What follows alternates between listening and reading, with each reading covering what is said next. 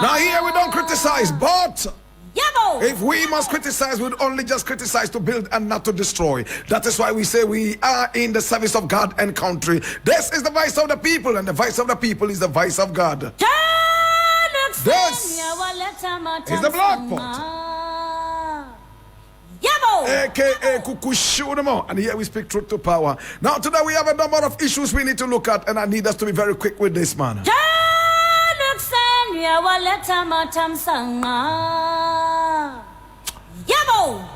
My brother, my sister, now I am reading this from Graphic Online, and it says looted Ashanti gold artifacts on their way back to Kumasi from UK, United States of America. In other words, the UK and the United States of America are sending back looted Ashanti gold artifacts. Wow. All right, man, so let's look at these. After 150 years, 39 of the Ashanti royal regalia and objects looted by British troops during the Third Anglo-Ashanti War of 1874, popularly known as the Granty War, are returning to the Asante Hini in Kumasi, Graphic Online can reveal. Now, the first batch of 7 treasures is expected from Fowler Museum of the University of California in Los Angeles in February, while the second batch of 32 will arrive from 2 leading cultural institutions in the United Kingdom, the British Museum and the Victoria and Albert Museum, that's V&A Museum, in April. Now, a joint statement from the museums in London on Wednesday, January 24, 2024, said the return of the collections followed the approval by trustees of the British and V&A museums for the treasures to be repatriated to their original home in Kumasi.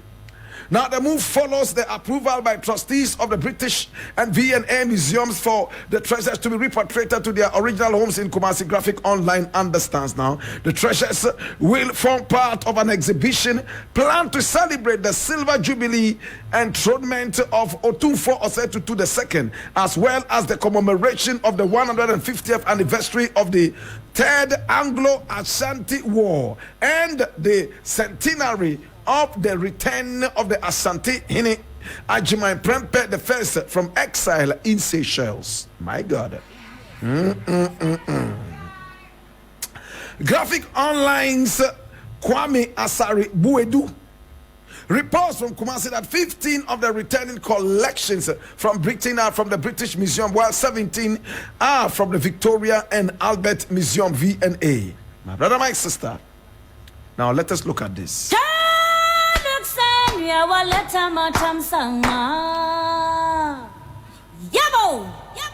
Now, my brother, my sister, after 150 years, they are returning some gold nuggets and artifacts that they stole from us, from the Ashanti Empire. In fact, the Ashanti Kingdom, the so-called British Empire, came all the way down, my brother, my sister, decided to wage war on an innocent people who were sitting in a little corner and minding their own business. The dirty British Empire came in, my brother, my sister, with guns and ammunition, shooting and killing innocent people who were not ready to kowtow to their whims and caprices. My brother, my sister, they killed a lot of Ashantis. They killed a lot of well-meaning people of this land, not only Ashantis.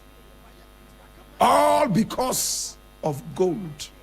And all because of making a people succumb to them. Today, my brother, my sister, the Asante went all the way to England and into America to plead with the people to return the stolen items.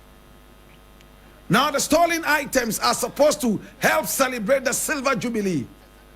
At the same time, the anniversary of Ajimai Prempe the first returning into Ashanti after he had been kept in Seychelles for so long, dehumanized and mistreated. My brother, my sister, is very historical. But the other side of this story, I need to tell you, these artifacts are not coming to the Ashanti kingdom for good. They are on loan for 3 years. After the celebration of the Silver Jubilee, after the celebration of the anniversary of the arrival of Prempeh I to the Ashanti kingdom, after being taken away in abduction to the Seychelles by the British, the Ashanti kingdom is expected to return all the stolen gold artifacts to the British. What an insult. My brother, my sister, it hurts me. Now we all remember Nana Boswe of the Nzima, who used to kill white people who came to his area to try and enslave his people.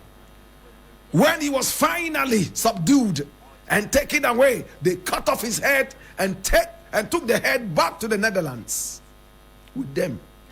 They kept it in a museum in a certain liquid container. My brother, my sister, after so many tens of years, the Nzima people were able to plead with the Dutch people to return the head of their king, Nana Boswe. The head was returned and they buried it. Do we all remember Sara Baartman of South Africa? She was a woman who was very powerful. She had this big buttocks. Producer, find me the photograph of Sara Baartman. Sara Baartman is spelled S-A-R-A for Sarah, no H. And then Baartman is B-A-R-T-M-A-N. Sara Baartman. Now, Sara Baartman was born along the Gamtus River. And she came from a certain ethnic group known as the Khoi. Some people will call them the Khoisan. She was a woman with big, fat buttocks. And we are speaking history, so let's go straight to the point, brethren. And she also had, I don't know what word to put in there. Maybe you give me another word. She had an elongated clitoris, long and big. In fact, clitoris, I mean, when you say it into tree, oh my God, it sounds even heavier. So we will maintain it in the English. My brother, she had a very long one. Please, this is Sara Baartman, the dark one. Look at a big buttocks. The white man had never seen a woman with buttocks like this, and clitoris as long as a man's penile gland. Should I say it again? As long as a man's penile gland. When she stood, her clitoris was so long, it came out, it looks like a man's organ. So they took her right there into slavery. They made her do nude dances. My brother, my sister. And they engaged her into prostitution. She finally died from syphilis. And when she died, listen to this attentively. We are speaking history. They cut off her vagina and put it in a certain container. They cut off her buttocks and put that in a container for men to come and stand there and watch. All men 80 years and over who couldn't have any erection. My brother, my sister, this is not the photograph of Sara Baartman. It's the other one, the drawing. Please take this one out. Yeah? Listen to this. My brother, my sister, when men went into the museum, old men who couldn't have any erection, one look at the female genitalia of Sara Baartman gave them an instant erection. Number two, men who were never able to have any libido, who went into the museum by looking at the cut-off buttocks of Sara Baartman, they were able to have that big thing. I wish you could take out that photograph of the other woman. That is not Sara Baartman. The one in the middle, you can find a photo, this woman standing alone. My brother, my sister, Sara Baartman was referred to as the Hottentot Venus. You know what that means? When we talk about Venus, is the goddess of love. This was how she was humiliated. And when Mandela came into power, he decided to ask for the vagina and the buttocks of this woman to be brought back home. And they decided to bring that home in pomp and pageantry. And Mandela decided to bury that. This is Sara Baartman. Heavy and thick. That was the humiliation. They returned the head, the genitalia that they took from their museums. My brother, how could you be so wicked and so insensitive? After engaging the woman in prostitution, she died of syphilis. And when she died, you couldn't even let her rest in peace. You cut off these parts of her body and put in your museum. Today they were requesting for it, and they were even refusing to return them until the pressure was too much. It's the same thing with the Ashanti Kingdom. It's the same thing with the Nzima, Nana Bonswe. Now people must remember that we also have the head of Sir Charles McCarthy at Manshia. Remember when he was killed in the Battle of Nsamanko? How many of us remember that battle? They cut off his head, and Asante took it back all the way to Manshia. In fact, he had a box of ammunition, and when he came trying to engage in the war with the Ashantis, he opened the box and realized that it was full of macaroni. How can you go to war with macaroni? That was how Sir Charles McCarthy was defeated. Why would the Ashantis not return the head of Sir Charles McCarthy? They will not return it because they were sitting in their peace when you left your country and came and waged war on them. The Ashantis never went to England to fight the British.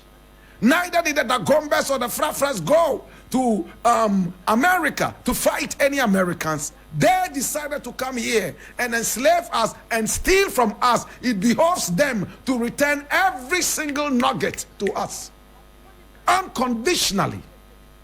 This is stealing of the highest order. You cannot come to me and tell me that you are so democratic and you are the fathers of democracy, yet you engage in this barbarism, cutting off body parts of our ancestors and carrying that, and without no common sense of human feeling, you put that in your museums and ask people to come and pay and watch this for self-gratification. Hallelujah. My brother, my sister, the Asantehene should never have accepted that these things will come on loan. We have to insist that they were stolen from us and we need them back. They were those who waged the war on us, and it behoves them to do the needful. Return all these items to us. This is history we are talking. How can you come to us and say, oh, you have some laws you want to give to us, you have some aid you want to give to us, oh, you are so charitable, yet you stole so much from us. Return the stolen items. I'm hurt. How could you do this? We were sitting down here eating our abenkwan and fufu and bunubunu kwan. You come down here, wage war on an innocent people, kill us in our droves, and carry away our gold. And several years after that, return the gold to us. You say you are giving it to us on loan for 3 years, after you have kept this for 150 years. What impudence of cockroaches. Asantehene should never accept this. The gold nuggets would have to be returned permanently to the Asante Kingdom by the so-called fathers of democracy who are never democratic. Again, asking them to return this. I know there are some people in the Asante Kingdom who will be waiting to sell this gold. We know you. Our people are quick to steal. Today I was watching the news somewhere from China, and the Ghanaian deputy ambassador, we are told, was doing visa racketeering and encouraging Chinese people to come into this country and do galamsey. A Ghanaian deputy ambassador. Jesus have mercy. I'm going to go deeper into it and get to know the nitty-gritties of the story, and we shall deal with it in due course. In the interim, Asantehene should not accept the gold nuggets and the artifacts on loan. They must be returned unconditionally. It's our right. We are demanding. We are not pleading. To God be the glory.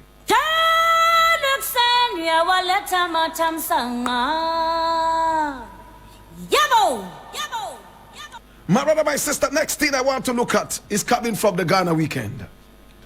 And this one, my brother, my sister, I need you to open your ears with rapt attention and listen.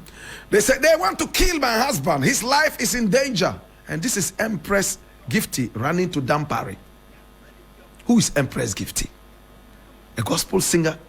She was married to a gospel pastor. My brother, my sister. And then the marriage fell apart. And then, in a very dramatic way, she moved on to marry this man here whose photograph you see. My brother, my sister, from that time till now, it's been one talk after the other, either coming from the man or from the woman, both politics and otherwise. This is Gifty or say talking, aka Empress Gifty. I read. Now, controversial Ghanaian gospel musician Empress Gifty Adorye has alleged that the life of her husband, Hobson Adorye, is in danger. Hobson Adorye, who is a former NPP parliamentary candidate of Pong Katamanso, was among several prominent NPP figures, including Nana Ohininto, Boniface Abubakar Sadiq, and Yao Boabinga Samoa, who were expelled from the party. While addressing the fans in one of her usual TikTok live videos, Empress Gifty was sent audio by an anonymous person who alleged that her husband, now a member of Alan Martin's Movement for Change, will die shortly after meeting with an unnamed politician.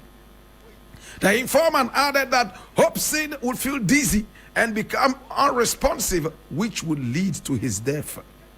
The informant cautioned the celebrated gospel singer, cautioned her, yes, to take her information seriously, even if she does not believe it, else she would become a widow just 5 years into her marriage. The news was distressing for Empress Gifty, who implored the Inspector General of Police, IGP, Mr. George Akufu Dampari, for assistance in locating the informant for immediate action. Well,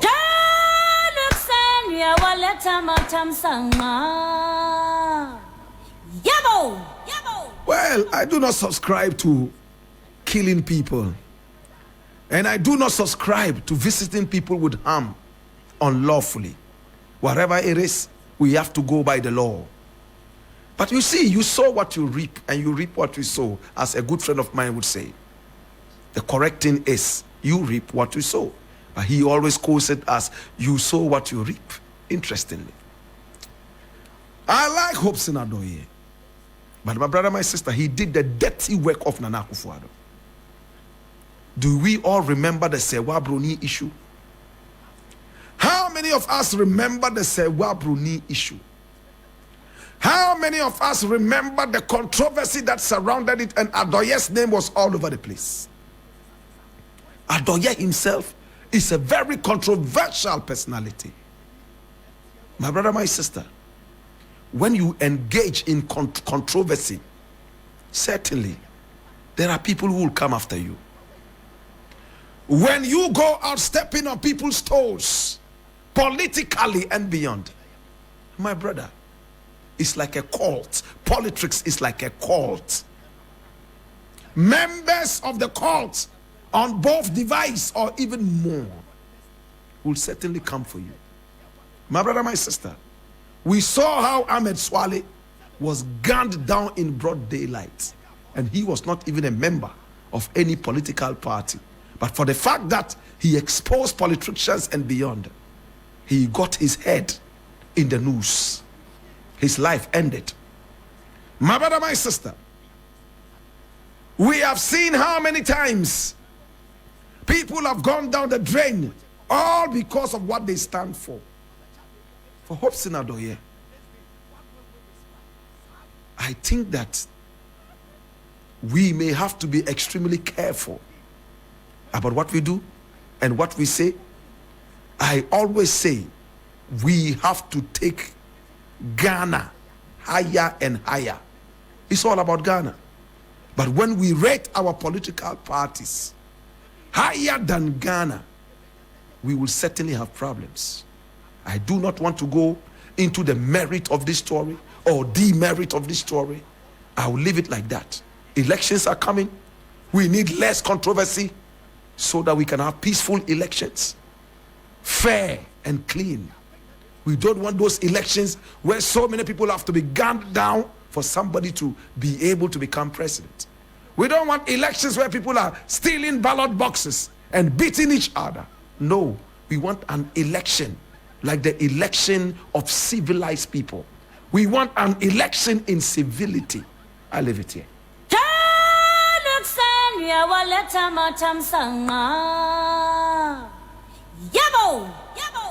There's another interesting thing I want to look at here, and I know that you want to come along. Jesus have mercy. This is interesting. Jesus. Lawyer Ampao has apologized to the Ashanti Kingdom. I think it's the best thing he could have done under any circumstances. This was the man who told everybody, I'm going there to speak law. It's law. I will show them that I'm a lawyer. All the chiefs, have they stopped sleeping with people's wives? Have they stopped sleeping with small girls? Have they stopped the galamsey and the stealing? I will go and teach them. 2 days after, he becomes limp like an impotent man. Jesus have mercy. And he says, oh, you know, please, I am begging you in the name of Jehovah. I am sorry. It takes a strong man to say I'm sorry. The braggadocio has ended. It's time to eat the humble pie and smoke the bonto. You see, the interesting thing about this is Baomia should have handled this thing perfectly. These are your boys, Wuntumi and Maurice Ampao. They have professed it over and over that you are their king. You will sit down and watch these people utter nasty words against the Ashanti Kingdom. The moment this thing was rearing its ugly head, Baomia should have stepped in to say, hey, my boys, please, I don't support this. Stay away from it. Please. I'm sure Baomia finally told Maurice Ampao, it is not about the law. It's about power. Please, apologize. Hey! Now this is supposed to be the stronghold of the NPP. And if they misbehave, they will crash over there. I'm glad Maurice Ampao has apologized. But as to whether the Ashanti Hini would accept the apology or not, I pray that he does. As for Wuntumi, he's still playing hide and seek and doing photo shoots on a hospital bed. My brother, my sister, as to whether the photo shoots on the hospital bed will yield anything, it is for you and I to decipher in the coming days. My name is Black Rasta, and I want to say thank you so much. I appreciate you and I love you. It's been the Black Pot, aka Kukushunamo, where we speak truth to power. Oh gosh, when we return after 40 minutes, it will be time for the African history class.